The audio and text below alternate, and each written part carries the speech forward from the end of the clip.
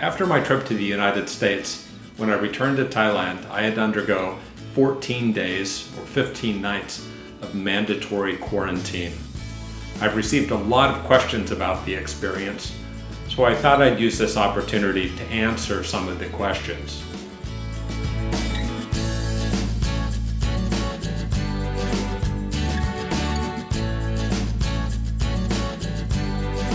The first question I got was whether or not quarantine is mandatory for everyone, and the answer is yes. Even if you are fully vaccinated, you still need to undergo quarantine, and this is especially true now that the Delta variant has become quite prominent in Thailand.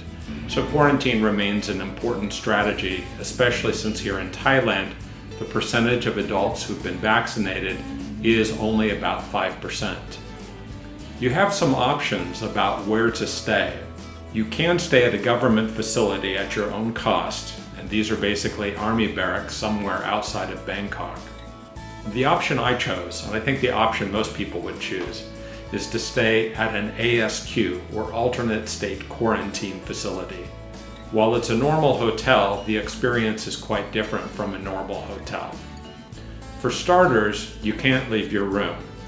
When you check in, all of the information has been processed in advance, and they show you to your room, unlock the door, you go in, and they close the door behind you. The range of hotels that are available vary widely. There are very inexpensive hotels, and you can go all the way up to luxury hotels.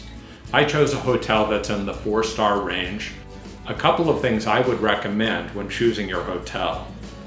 If you have family or friends in Bangkok, I would suggest you choose a hotel that's not too far away from them.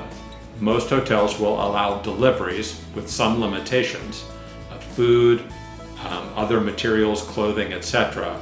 So making it somewhere convenient for people to deliver things to you is helpful. Additionally, I would also recommend that you get a suite. I went ahead and splurged for the largest suite, which is about 70 square meters or roughly 700 square feet. This was important because I'm working while I'm in quarantine, and I really do need a separate working space from a separate sleeping space. A lot of people have asked me about food, and I can't compare with any other hotel, but I can say the experience here was quite good. As I understand it, all ASQs include both room and board, so I had 3 meals a day served to my door. The hotel I'm at gave me a menu that showed the entire 2-week stay and asked me by 4 p.m. each day to place my order for the next day's meal. Each meal had a choice of 3 or 4 dishes, a Thai option, a Western option, and then most of the time a healthy option. The food was actually quite decent. With the exception of some of the breakfast items, nothing repeated on the menu, so it was always something new.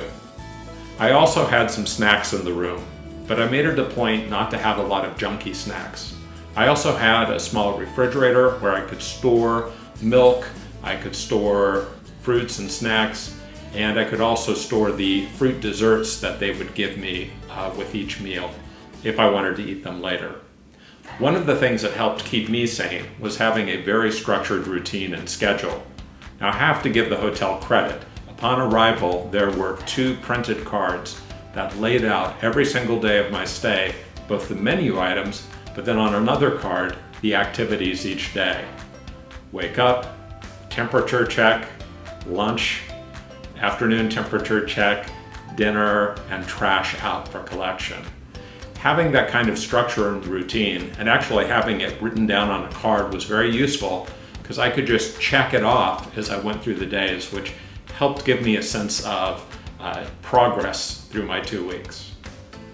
Another aspect of the structure that was really important was maintaining a routine. This was some advice given to me by people who had been through quarantine before. You need to get up at a reasonable hour, you need to make your bed, you need to exercise, you need to change out of your pajamas into daytime clothes, and having this routine and structure will keep you from just being a sloth and sitting around binging Netflix all day long. Speaking of exercise, I was very fortunate. At this hotel, the suites have a piece of exercise equipment in the bedroom. Having a treadmill and bringing my own yoga mat and push-up handles was really helpful. I'm usually pretty good about maintaining an exercise routine no matter what.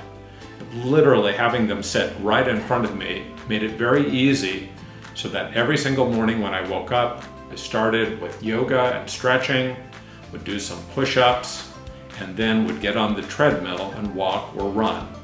I think this is super important because you could end up with a very sedentary experience if you don't keep yourself moving.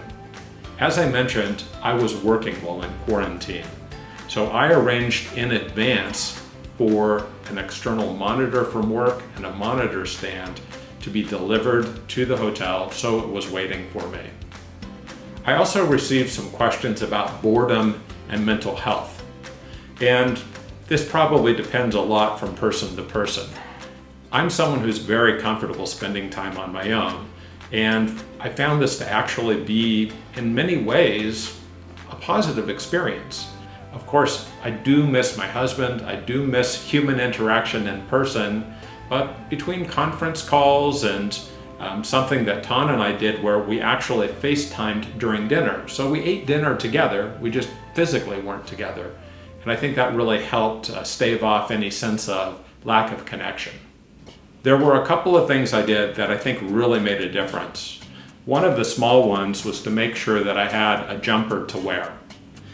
This is Thailand. If you turn the air conditioning off, it gets really humid and stuffy quickly. But if you keep the air conditioning on, even at a relatively high temperature, it can get chilly. So having a jumper or sweater to put on was quite good for this extended time indoors.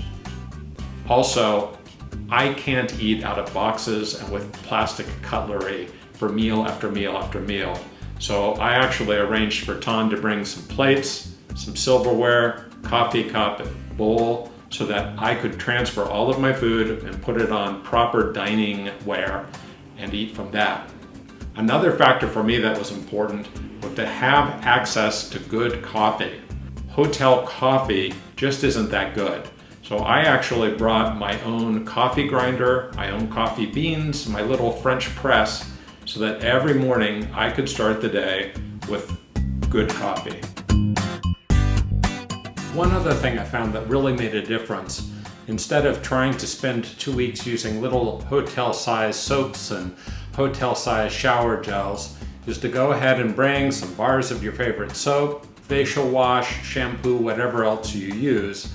That way it doesn't feel like you're stuck in a hotel the entire time. One thing I noticed that really disturbed me is that every night at 7 o'clock they would collect the trash, and I had to put it all in a red trash bag, tie it up, and leave it outside. And I discovered that that gets destroyed and incinerated out of the protocols for quarantine.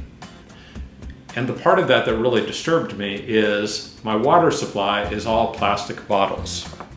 And I have gone through hundreds of these little 500 milliliter plastic bottles.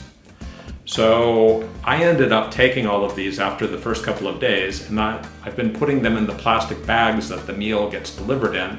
And my intention is to bring all these bags home and recycle them. So that's what I've learned about my experience quarantining.